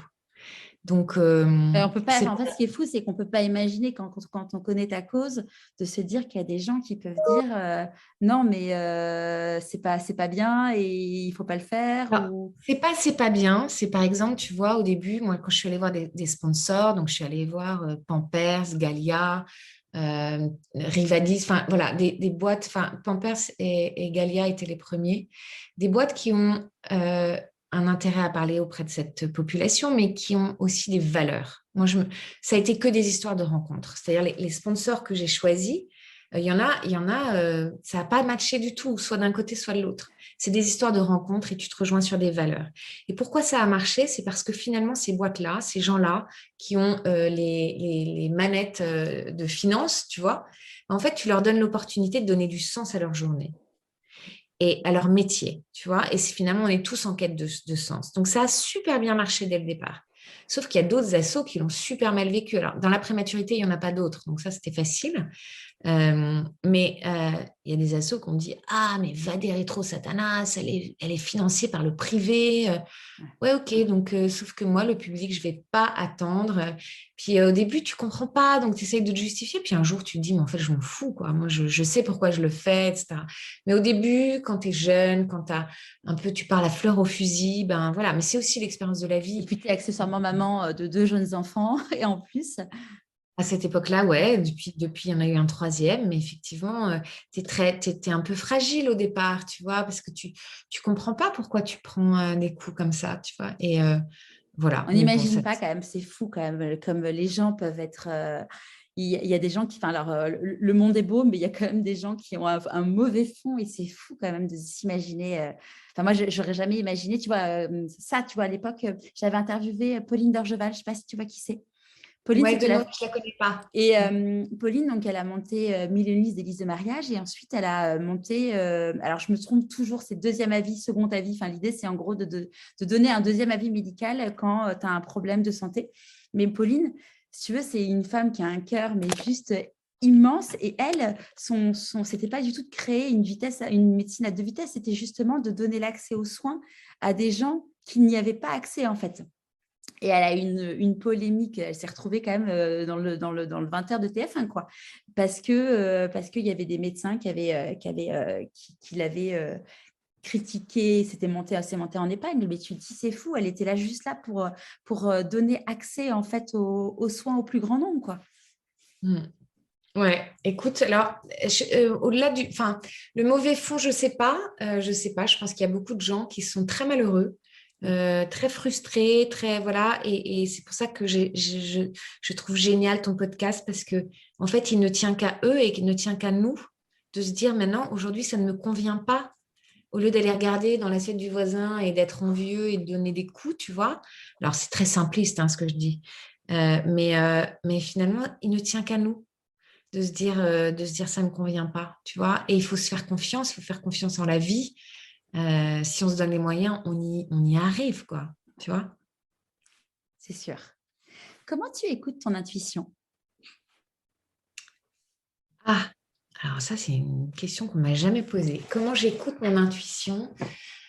Euh, comment j'écoute mon intuition? J'ai besoin d'être seule. Moi, je suis quelqu'un ouais, qui aime être seule, tu vois. Qui est, voilà, je suis bien dans la solitude. Alors, je suis pas souvent seule, hein, je te rassure. Je suis pas du tout un loup sauvage. Écoute, je pense que ouais, à travers des moments, tu vois, je t'ai parlé hors micro, je t'ai parlé du temps large qui a été conceptualisé par Joël de Ronet. Donc, ce temps large, c'est ces moments de respiration où tu te nourris d'une expo, d'une marche dans la forêt, ou en ce moment avec les cerisiers en fleurs, tu vois. J'essaye de me caser des moments comme ça, que je programme, parce que si je les case entre deux séquences de vie, ça va pas, enfin deux séquences de journée. Donc voilà, j'essaye je crois que c'est dans ces moments-là, tu vois, ça m'arrive de me faire des expos toute seule. ou avec mon chéri ou avec mes amis. Et pour moi, ces moments-là sont des moments de respiration, de récupération aussi et de future créativité. Voilà. Donc, je pense que c'est comme ça. Et je pense que c'est comme ça. Je ne peux pas te répondre, j'appuie sur un bouton et j'entends mon intuition. Je pense que c'est grâce à ces moments de pause, tu vois. Parce que finalement, nos journées, elles sont... Voilà, quand tu es mère de famille et que tu bosses et que tu as une vie sociale et que, voilà, c'était des journées qui sont folles, quoi, qui sont folles. Et il y a un moment où tu te demandes après quoi tu cours et le moment où tu t'es posé la question, bah, tu as déjà répondu qu'il fallait que tu te poses. Tu vois, voilà. Ouais. Et d'ailleurs, du coup, je pense à ça, donc tu as eu un troisième garçon, donc qui a 9 ans. Ouais. J'imagine qu'avant de tomber enceinte, c'était forcément une inquiétude de te dire, est-ce qu'il va être prématuré? Ouais, bien sûr. C'était une inquiétude. Le timing était très surveillé. Ça a été une réflexion vraiment d'avoir ce troisième. Et puis, donc, j'ai vu mon médecin. J'ai dit, OK, moi, je voudrais un troisième, mais je veux que ça arrive dans du coton, en fait. Donc, je veux programmer le truc. Je veux plus de SAMU, je veux plus de hurlements, de machin, voilà. Je veux programmer, voilà. Donc, j'ai mis mes conditions. Aujourd'hui, je ne ferais pas la même chose si c'était à refaire. Euh, voilà, mais en tout cas, ça m'a permis de vivre voilà, le moment plus sereinement. Évidemment que ça. Il est arrivé à terme? Voilà, il est arrivé à terme, voilà, tout bien comme il faut. Super. Et il s'appelle Antoine, parce que comme j'ai donné, je crois, les prénoms des autres, il ne faut pas que je l'oublie. Il Ah s'appelle oui. Antoine. Donc, du coup, il y a Antoine. Il y a Alexis l'aîné, Ouais. Maxence qui d'ailleurs a dans ses prénoms Paul, puisque Saint-Vincent de Paul, Ok, et là où il a été hospitalisé en Réa, et ensuite Antoine. super. Dans la vie, comment tu célèbres tes réussites? Ah, alors tout à l'heure, quand tu disais quand tu as une mauvaise nouvelle, ou je ne sais plus, en tout cas, il y a une image qui m'est venue. Pendant très longtemps, quand il y avait une bonne nouvelle à l'assaut, je montais sur la table ou sur ma chaise et je dansais. Ah, Voilà. j'adore. Ouais. Et alors maintenant, on a des chaises qui tournent. C'est un peu plus dangereux. C'est ça. On a été pendant longtemps, on a déménagé l'association. Alors, je l'ai déménagé en 2010 à Boulogne, puisque j'étais hébergée par une société, parce qu'après, la maison des associations, ça devenait trop petit. Et donc, à Boulogne, on a fait 2 bureaux. Et puis, aujourd'hui, on est revenu à Neuilly, à quelques dizaines de mètres de l'ancienne maison des associations. On est pont de Neuilly. Et comme s'il fallait revenir aux sources. Parce que la 18e année, on va dire que c'est une année un peu où il y a eu de la transformation, il y a eu, voilà, on est devenu adulte, je le vois comme ça. Donc, je ne monte plus sur les tables, mais le cœur y est et l'enthousiasme y est et l'équipe célèbre avec moi quand il y a des réussites, les miennes ou les autres, hein, tu vois, je ne suis pas du tout... et on a tous nos réussites et on est très soudés. J'ai une équipe absolument formidable pour mener ce projet qui est de plus en plus précis, de plus en plus grand et qui nous emmène. C'est extraordinaire. Tous les matins, je me réveille en me disant, mais la chance que j'ai, mais la chance que j'ai. Voilà. À quel moment dans ta vie tu t'es dit pourquoi pas moi? Je ne me suis pas posé cette question parce que pourquoi pas moi, ça veut dire, tiens, elle a fait ou il a fait un truc dingue. Voilà, parce que moi, ça a été une opportunité dans ma vie que j'ai saisie probablement grâce à tous les outils qu'on m'a donnés, enfin, que j'ai reçus, on va dire, tous les outils que j'ai développés après. Je pense que c'est une somme de choses qui font qu'un jour, les choses te paraissent évidentes. Et moi, ça a été sur un accident de vie. Je pense que dans la vie, tu vois, on parlait tout à l'heure du chemin, je ne sais plus si c'était chemin initiatique, je ne sais plus si c'était hors micro ou en micro, mais et en fait, sur ce chemin, on a tous nos écueils, évidemment, donc on l'a dit tout à l'heure, et en fait, tu as le choix d'en faire quelque chose. Soit tu... Moi, en fait, c'est une notion que j'aimerais développer avec toi, c'est soit tu te considères comme une victime dans la vie, soit tu décides que tu es acteur. Donc, tu vois, je vais te donner un exemple. il n'y a pas très longtemps, il y a quelques jours, il y a quelqu'un que j'aime beaucoup, beaucoup, beaucoup, que je n'avais pas vu depuis très longtemps, qui me dit ouais, bah, tu vois, mon mari nous a quittés. Et il m'a quittée, il a quitté les enfants, et voilà, et je me retrouve, je suis dans la mouise, voilà. Et en fait, on discute, et je lui dis, mais tu sais, en fait, je ne veux pas te donner de leçon, mais le jour où tu reformuleras la première phrase que tu m'as dite, déjà, tu seras sur un autre chemin, tu seras sur une autre dynamique. J'ai été quittée versus nous nous sommes séparés. Et en fait, quand tu réfléchis au wording que tu utilises, mais sans faire exprès, tu vois, sans en avoir conscience, déjà, tu es dans une dynamique, positive ou négative. Donc, moi, au début, c'était la prématurité m'est tombée dessus. Je ne sais pas pourquoi, j'ai accouché prématurément, j'ai été césarisée en urgence. Donc, tout ça, c'est des trucs très passifs, tu vois. Et ça se transforme en plus jamais ça. Et je vais monter une association, je vais faire quelque chose de grand. Puis il y a des gens qui vont me rejoindre, et des gens formidables. Parce qu'en fait, ce que je n'ai pas dit, c'est que dans les relations presse, je faisais appel à bénévoles. Et tout de suite, j'ai constitué un réseau de bénévoles. J'espère qu'on en a pris soin le plus possible et qu'on continue. On a eu notre séminaire de bénévoles il y a quelques jours, notre Il y a séminaire combien là, annuel. vous avez 6 salariés du coup et combien de bénévoles? Alors, là, il y a 8 8 salariés, en salariés, fait. pardon, d'accord, ouais. Ouais. En fait, il y a des salariés et 2 personnes en honoraire. Tu vois, la psy, par exemple. Voilà. Et on a 70 antennes.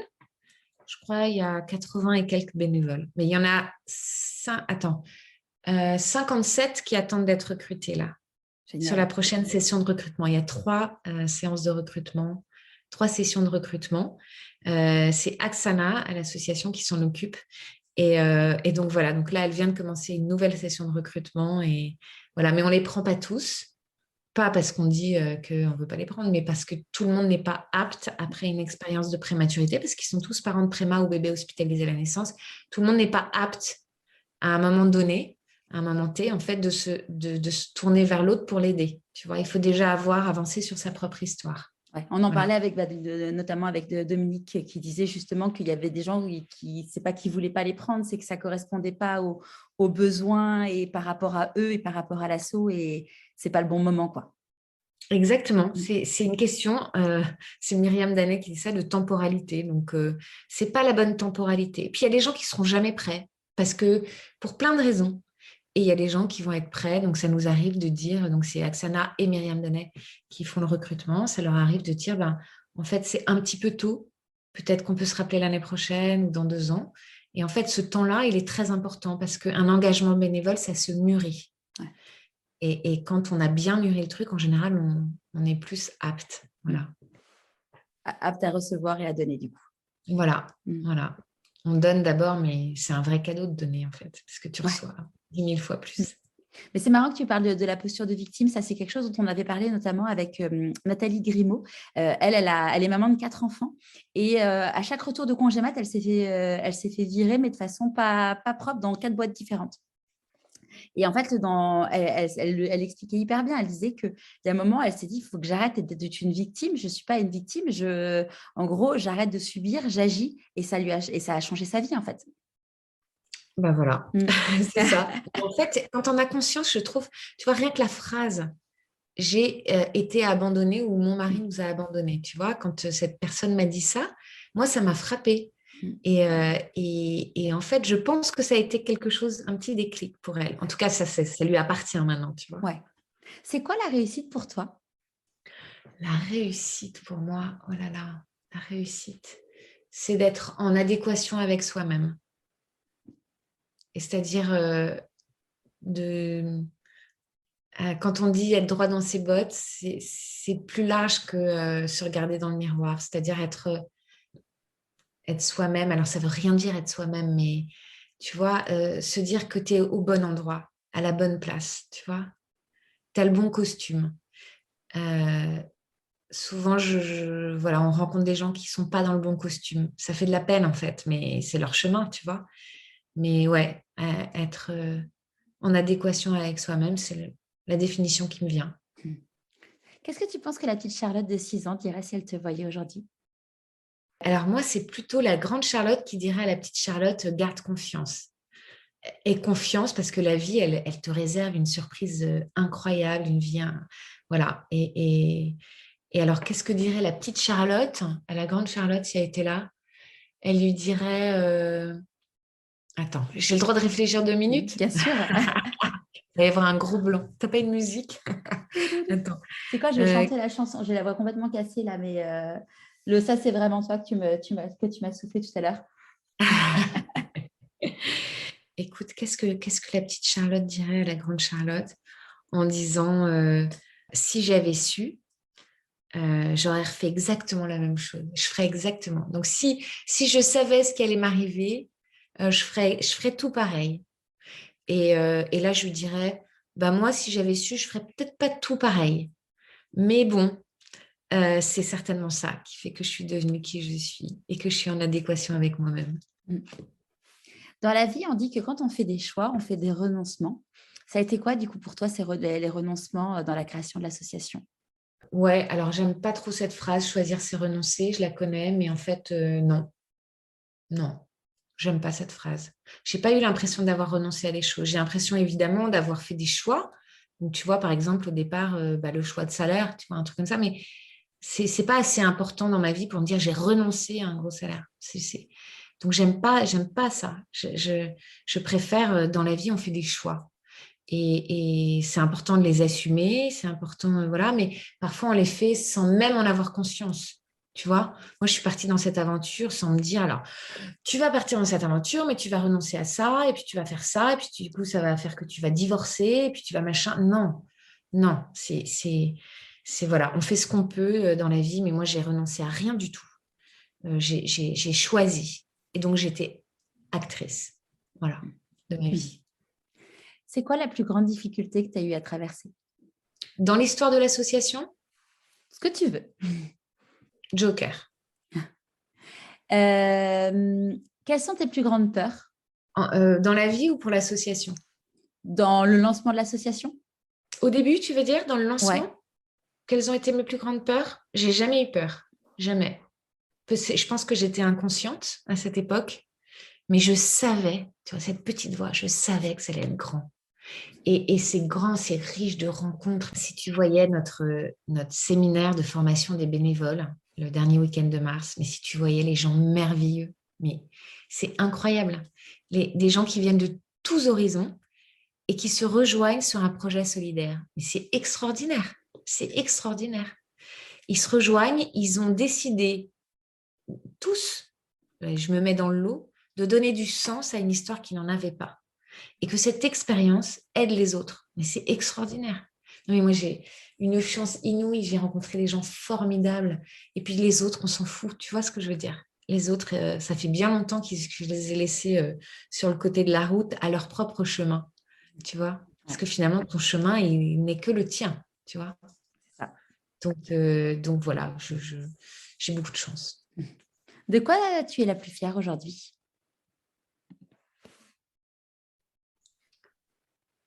De quoi je suis la plus fière?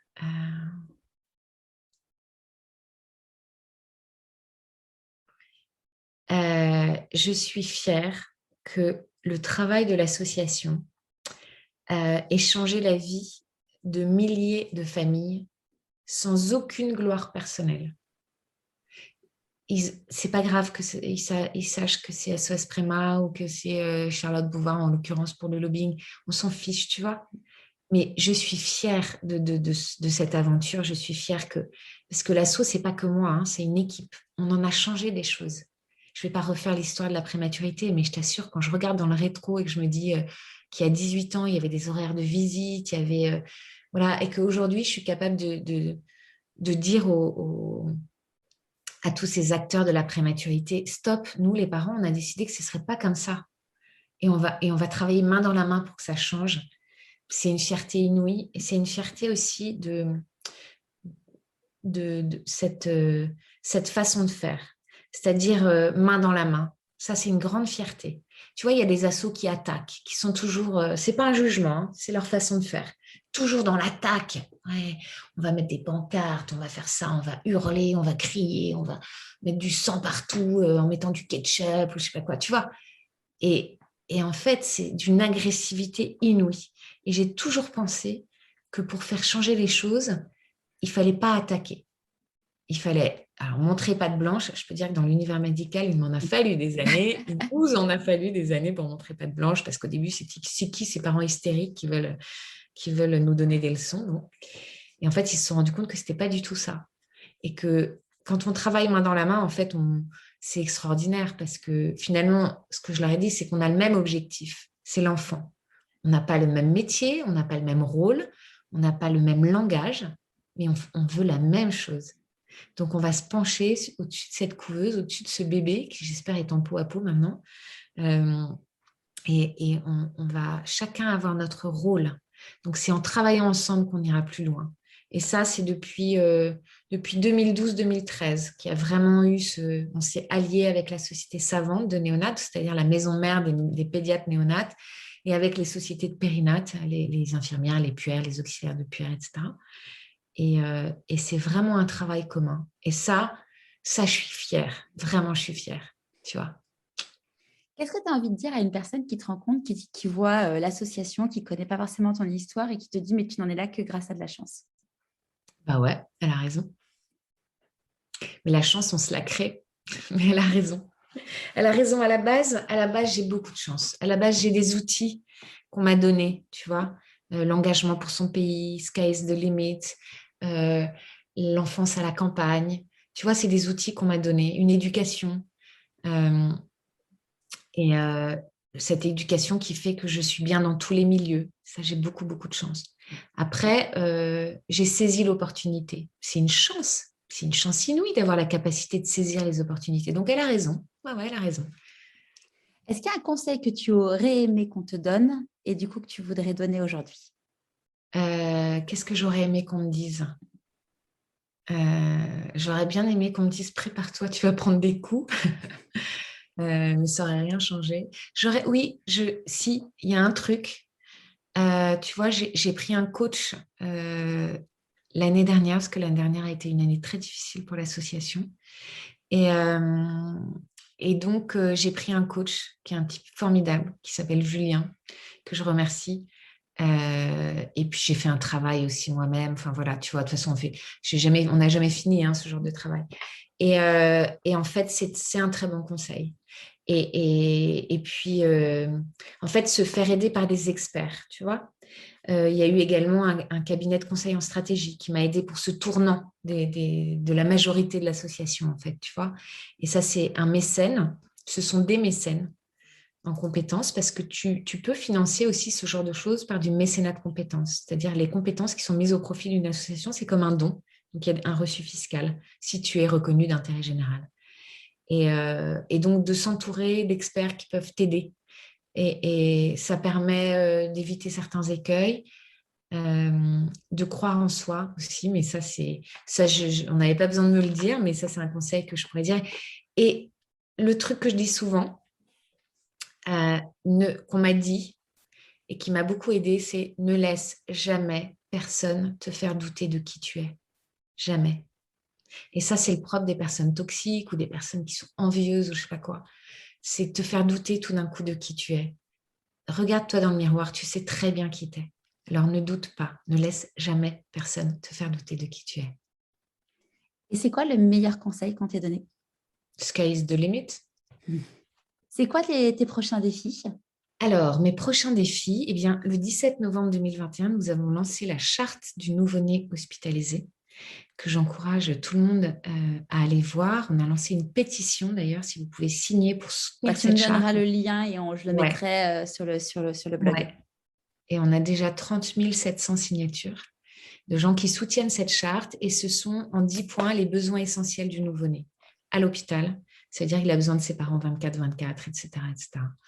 Et eh bien, notre prochain défi, parce que ce n'est pas que le mien, c'est vraiment la famille SOS Préma, va faire en sorte que ces 10 points essentiels deviennent des droits du nouveau-né hospitalisé. Voilà. L'enfant hospitalisé a le droit d'avoir ses parents 24 heures sur 24. C'est même pas un droit, c'est que c'est essentiel au regard des études scientifiques. Et tu vois, ça, c'est une charte qui a pris racine évidemment depuis 18 ans, mais dans le confinement, dans la crise Covid-19, qui en fait a fait que sur le terrain, il y a eu des aberrations totales, comme un grand hôpital qui a fermé 6 semaines aux familles. Pendant 6 semaines, des parents n'ont pas vu leur bébé et des bébés n'ont pas vu leurs parents. Et c'est absolument, mais Assez. inacceptable. Ah, bah, tu m'étonnes. Donc, on a fait une tribune dans le Parisien. On a demandé à la SFN de prendre position. On a demandé au gouvernement de prendre position. On a fait des lettres, des courriers. On a saisi la presse. Enfin, voilà. On a fait en sorte que ça n'arrive pas, ça n'arrive plus, et que sur le territoire, les gens sachent un peu, tu vois, parce que c'était la panique en début 2020. Et voilà. Et ça ne doit plus jamais se reproduire parce que c'est presque criminel quand on sait qu'un enfant a à ce point besoin de ses parents, du pot à pot, etc., etc. Et ce sont des soins qui sont complémentaires des soins techniques et qui sont essentiels. Ouais. Est-ce que on a compris du coup que tu aimais la lecture? Est-ce que tu aurais un conseil de lecture à nous partager? Oh là là. Alors moi, mon livre de chevet, ça a été pendant très longtemps La vie devant soi d'Émile Ajar, Romain Gary. Alors, en ce moment, je n'ai plus le temps de lire, pour être très honnête. Euh, J'aime bien, on m'a offert le dernier bouquin de Jolien, qui est un philosophe handicapé, je ne sais pas si tu vois qui c'est. Et c'est, voilà, j'ai commencé à le lire par bribes et c'est très intéressant, c'est tout sur la joie. Je trouve que la joie, l'émerveillement, ça c'est quelqu'un qui m'en a parlé il n'y a pas très longtemps, de l'émerveillement, et tant qu'on continue à s'émerveiller tous les jours, Ça on fait est partie de vivant, ça fait merveille. partie de la psychologie positive, l'émerveillement. L'idée, c'est par exemple, un petit tip, c'est par exemple de te dire, dès que tu vois quelque chose de beau, tu le prends en photo parce que du coup, tu te poses 2 secondes, tu l'admires et tu regardes après tes photos et tu le revois et ça te fait du bien. Et Ah, vraiment ça, garder c'est un ces truc. yeux d'enfant et de se dire, waouh, enfin, tu vois, là, moi, je suis face à mon jardin. Je vois tous les matins, j'ai un figuier juste devant mon bureau. Et tous les matins, je dis aux enfants, oh, regardez là, les feuilles elles grandissent. Mais c'est vraiment ouais, le temps de prendre ce temps de se dire, là, oui, c'est un arbre qui a des feuilles qui poussent, mais c'est juste de se dire, bah, regardez, c'est beau, quoi. Ouais, C'est... c'est un super conseil. C'est un Mm. super conseil. Donc, ouais, eh ben, tu vois, l'émerveillement. Ouais. Tous les matins, j'essaye. En fait, j'essaye, hein, tu vois, on est tous pareils, on court, on a des vies de dingue.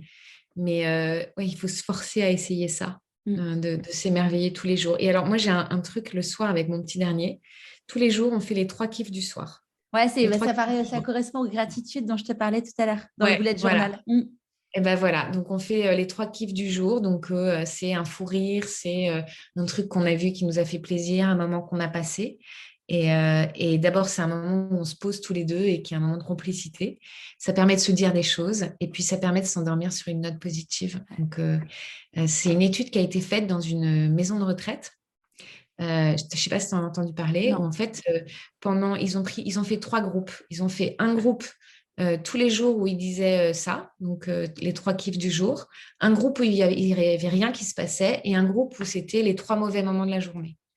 Et en fait, ceux qui avaient des meilleurs marqueurs en fait de vie, qui allaient mieux, une meilleure santé, bah, c'était évidemment ceux qui voyaient les choses en positif. En fait, Donc, ce qui est fou, c'est encore issu de la psychologie positive. Ça dit que le fait de focaliser ton esprit, en fait, à toutes les vertus dont tu as parlé, et aussi le fait de focaliser ton esprit sur quelque chose de positif, fait qu'en fait, tu vas plus voir les choses positives. En fait, tu vas attirer à toi les choses positives parce que du coup, tu vas essayer de les chercher. Et plus tu vas avoir du positif, plus tu vas avoir du positif. Enfin, c'est vraiment l'effet boule de neige, en fait. c'est exactement ça. Et tu vois, dans l'histoire de l'assaut, quand je te disais, c'est vraiment le tapis rouge sur vas-y, bah, en fait, euh, on m'a dit oui, mais c'est parce que tu vois pas les mauvais trucs. Ouais, peut-être. Ok. Moi, je vois que les bons trucs. Je vois déjà que quand j'ai un rendez-vous hyper important, tu vois, un jour, je me souviens, j'avais rendez-vous au ministère de la Santé, puis c'était hyper important. Et en fait, c'était complètement bouché. J'étais en voiture à l'époque. Maintenant, je suis en vélo depuis un moment d'ailleurs. Et je me disais, ah là là, mais comment je vais faire? C'est vraiment le truc qu'il faut pas que je loupe et tout. Et il y a devant le ministère de la Santé, pour ceux qui connaissent, il y a genre des places qui sont réservées. Et je crois que tu as 2 places ou 3 places publiques, quoi. Il y en avait une pour moi, mais juste devant. Je me dis, mais c'est génial. Et tu vois, et je vois que des trucs comme ça. Et les mauvais, ça ne m'intéresse pas, je ne les vois pas, tu vois. Ça glisse. Je perds pas de temps. Je Ouais. perds pas de temps. Et tu sais ce que j'aime bien aussi, non, je sais plus où j'ai vu ça dernièrement. Si tu remplaces je perds du temps par je perds de la vie, eh ben en fait, déjà, tu n'as même pas envie de t'arrêter au truc mauvais, quoi. Je perds de la vie. Il y a des gens qui me font perdre de la vie, tu vois. Les gens qui créent des problèmes. Tu as des gens qui créent des problèmes, qui te saoulent, machin. Et ben voilà, non, non, non, là, je perds de la vie avec vous, quoi. C'est pas du tout pour dire que je suis mieux que les autres, c'est juste pour dire que ça me convient pas, quoi, tu vois. Voilà. À qui as-tu envie de dire merci et pourquoi avant qu'on se quitte? Ben, mon père, en fait, tu vois, mon père qui est décédé il y a 4 ans. Voilà, j'ai envie de le remercier. Merci la vie, merci la vie. J'ai une vie, voilà, j'ai beaucoup de chance. Beaucoup de chance. Cette personne qui me dira ça, elle a tout à fait raison. J'ai beaucoup de chance. Tous les matins, je me le dis. Et si une petite chose qui n'est pas une petite, mais qui est très importante, du coup, si les personnes ont envie de vous aider ou même qui ont besoin de votre aide, comment ça se passe?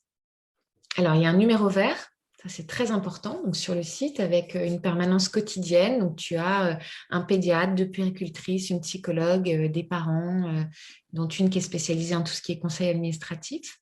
On a une communauté Facebook, alors on a plus de 50 000 personnes qui suivent la page. On a 18 000 parents qui sont dans un groupe fermé et qui discutent. On a un Insta aussi qui est très suivi. Alors, pour nous aider, il y a un truc qui s'appelle la course des héros bientôt. Donc, on le fait à Bordeaux, à Lyon, à Nantes et à Paris en juin-juillet. Donc, ça, c'est bien. Vous pouvez venir courir ou marcher pour l'association.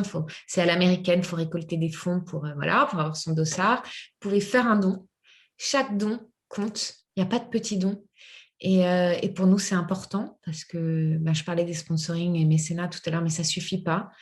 Euh, et puis nous aider, après, ça peut être aussi s'engager si vous êtes parent de nouveau-nés hospitalisés. Et nous, on est là pour vous, pour ceux qui le vivent ou ceux qui l'ont vécu.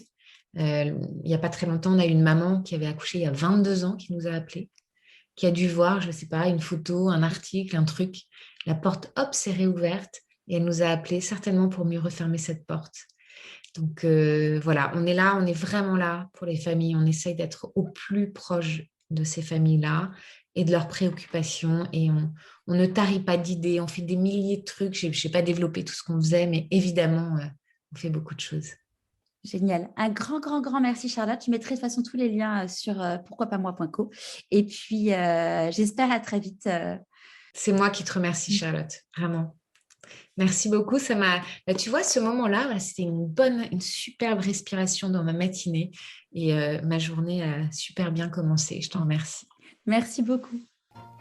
Merci encore Dominique d'avoir mis Charlotte sur mon chemin. Comme nous vous le disions dans l'interview, je vous mets le lien de la pétition dont Charlotte parlait sur le blog. Vous retrouverez le lien dans les notes de l'épisode. Et si le podcast vous plaît, abonnez-vous sur votre plateforme d'écoute préférée et laissez 5 étoiles et un commentaire sur Apple Podcast. Ça m'aidera énormément. En attendant, je vous donne rendez-vous demain dans la newsletter de Pourquoi pas moi et à dans 15 jours pour un nouvel épisode.